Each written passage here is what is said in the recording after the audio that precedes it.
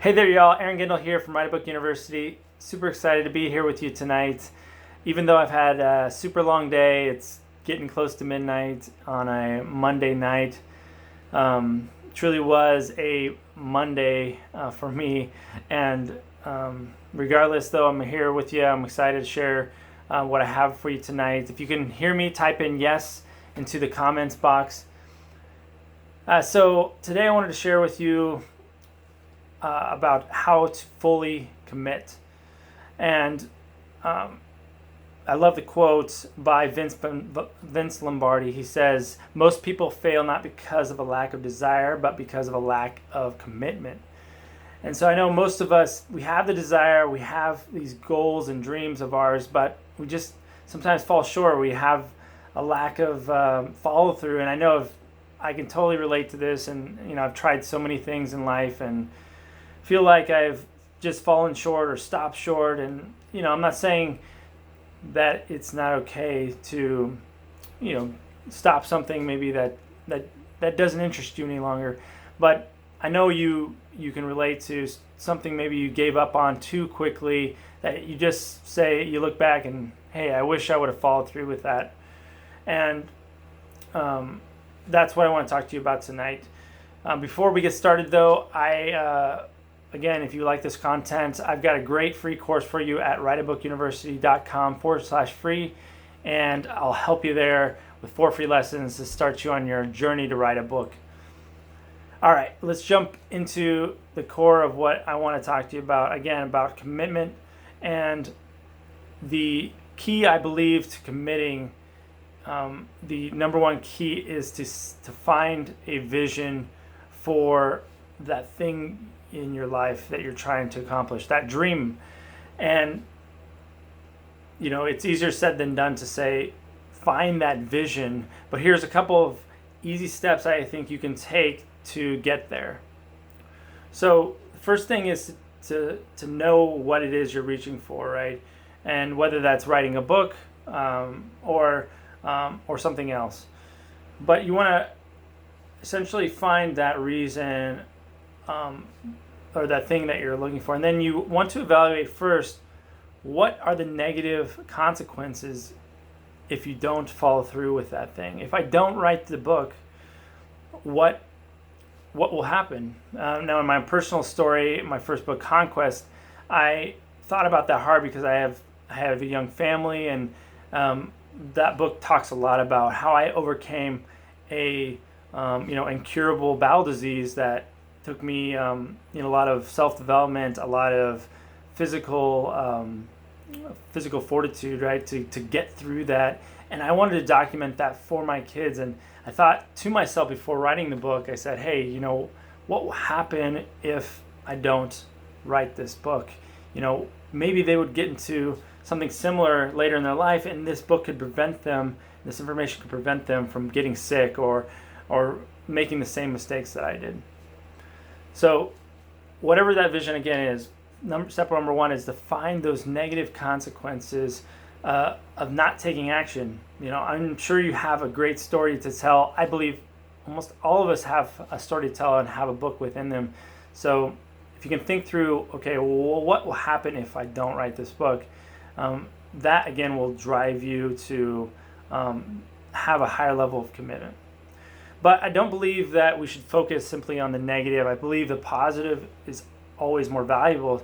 So tip number 2 I have for you is to find the positives, the big outcomes that will arrive from you taking the steps to, say, writing your book or whatever else that you're dreaming about, right? So first, find those negative things, and then second, find those positive things, and maybe list up to 5 negatives and 5 positives. And then the third step is to create a vision statement around those positive things. 2-3 sentences that you might be able to recite back to yourself. So whenever you're thinking about giving up, whenever you're in that moment of, I could take a break and I don't want to do that right now, or you're not feeling like it. I know I get this way with working out and other things in my life as well. And if you can simply recite that vision back to yourself, it's going to help you really um, commit to your dreams, right, and not give up. I'll tell you a quick story to kind of give you a better visual of this, and just something I've committed to in my own life, a personal story. But before I do that, again, if you want help with any of this stuff, you want more great content about writing your book, go to writeabookuniversity.com/free, and you can get that free course, 4 free lessons. It'll help you on your journey to write a book. All right, but back to that story. Just tell you a quick story about several years ago. I was off to California from Iowa, where we lived, my wife and I at the time, for a big birthday party, and wanted to see my friends, college friends, because I went to college in Southern California. So decided to take a trip there. My parents came down from Northern California to visit, and actually had their RV, stayed in an RV park, and we went and visited them one night, went into the jacuzzi, and actually chatted up a couple of guys who were very friendly, and just found out that they actually lived in the RV park, and the RV park was positioned right across the street from the beach, so it was like an ideal surf spot. I did a lot of surfing in college, so I was just pumped to get back into that. I was excited actually that I was there. I went in Huntington Beach, and I was, again, I was living in Iowa, but I was there on a vacation. And while they were talking, they got to telling us, yeah, that we live here, and they told us how much. And I think the price of them renting the space right across from the beach in the RV was half of our mortgage in Iowa. And I didn't think much of it then, and my wife and I started to we got on the plane going back to Iowa, and she spoke to me and she said, hey, what do you think if we went and lived by the beach and that RV park and somehow made that happen? And I didn't know what to think at first. I thought it was kind of crazy, and I was surprised that she was mentioning it, since all of her family were in Iowa, and we had we're connected there, and she got me excited about the idea on that plane trip back, and we started to dream about the possibilities, and we had lots to take care of, lots to do before we could make that a reality. And we could have easily given up at any point in the way, and just in that conversation on the plane ride back. But we went back and we said, let's go for it. So the first thing we needed was a camper. We decided, hey, we wanted to get an Airstream, one of those silver round Airstreams they're kind of cool. We couldn't afford a nice one, so we had to get an old one. We looked around everywhere, eBay, and found one about 800 miles away. Drove round trip with my brother-in-law, 30 hours up and back, and got the camper maybe a month after we got back. And my birthday was around the April time frame, so maybe we got the camper around end of May time period, and started working on it because it needed a lot of work. And then next we needed a truck.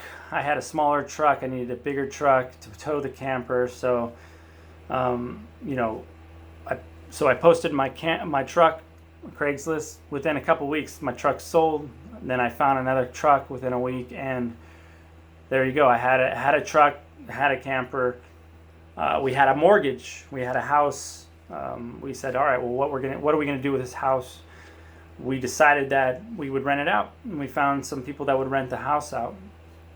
And so all along, fixing up the camper, and our biggest hurdle was work, because I had a solid job in Iowa, and I thought, all right, well, I could try to get a new job over there, but it would be nice to just know we had the income. And I had applied for some jobs, and I just didn't have anything that had come to fruition. So what I decided was, I'd done a good job for the company I worked for. I said, I went to them and approached them about 2 weeks before I had planned to take off, and asked them, I said, hey, done a good job for you guys. I really like to stay. Would you let me work remotely for you?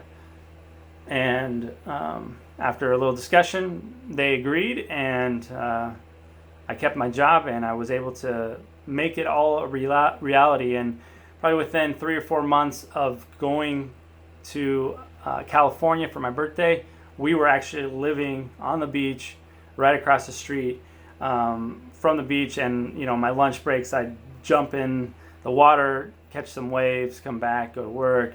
And it didn't last for long. We got pregnant with our first child, and needed something bigger, but we had a good time and made it happen. We had that vision for our life, and made it a reality, right?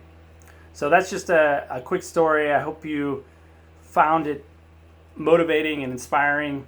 By the way, again, if you want any more great content or help, you can go to writeabookuniversity.com/free, and you get that free course right there. All right, so wrapping it up, I think the biggest thing you can do to commit are threefold.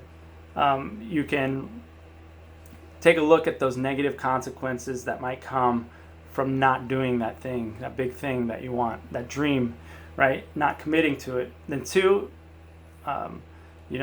finding that those positive outcomes, and again, you want to find probably 5 positive outcomes that will come from doing that thing, from having having accomplished that big thing in your life. And 3, you want to have that vision statement, right? You want to have that vision statement for your bigger vision, that when you get down, when you can't don't have the energy, when you don't feel like it, you can recite that vision back to yourself, and you can say, hey, I have this vision for my life, whatever it might be. Remember 2 or 3 sentences, and it'll help you in those moments to push through it, and stay up late when you need to push through and make it happen for yourself. All right, well, thanks again. If you want that free course, type it in the comments. I'd love for you to type it there. writeabookuniversity.com/free, and get that free course there. Thanks so much. We'll see you in the next video. Have a good night.